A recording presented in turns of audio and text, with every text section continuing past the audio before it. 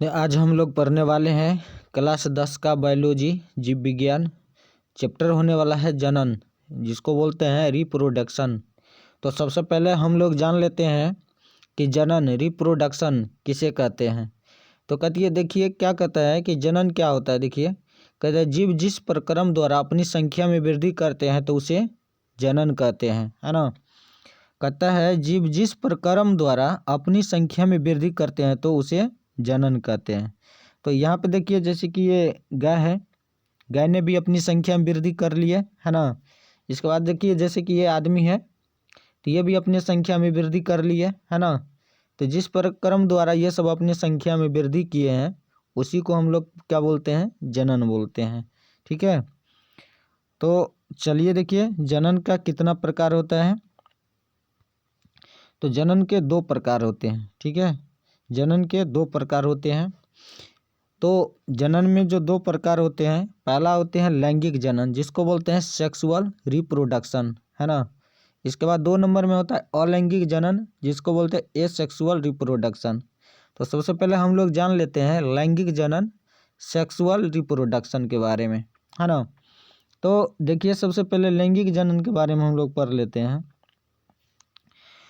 तो देखिए लैंगिक जनन सेक्सुअल रिप्रोडक्शन कहते हैं जनन की वह विधि जिसमें दो भिन्न लिंग नर और मादा भाग लेते हैं, लैंगिक जनन कहते हैं। नर तथा मादा जनकों द्वारा अलग अलग प्रकार के युग्मकों का निर्माण होता है। नर युग्मक को शुक्राणु और मादा युग्मक को अंडाणु कहते हैं। नर युग्मक मादा युग्मक से संलग्न होता है, जिसे निषेचन कहते हैं। निषेचन के फलस्वरूप युग्मनज का निर्माण होता है ना। तो जब भी निषेचन की फल प्रक्रिया होगा तो युग्मनज का निर्माण होगा। तो ये देख लीजिए, ये हो गया मादा जनन तंत्र, है ना। ये हो गया नर जनन तंत्र। ये क्या होता है कि जनन की क्रिया में ये दोनों भाग लेते हैं, है ना। तो यही था हम लोगों का नर और मादा। तो ये क्या होता है कि ये सब हम लोगों का जनन में ये दोनों का ही भाग लिया जाता है, नर जनन अंग और मादा जनन अंग।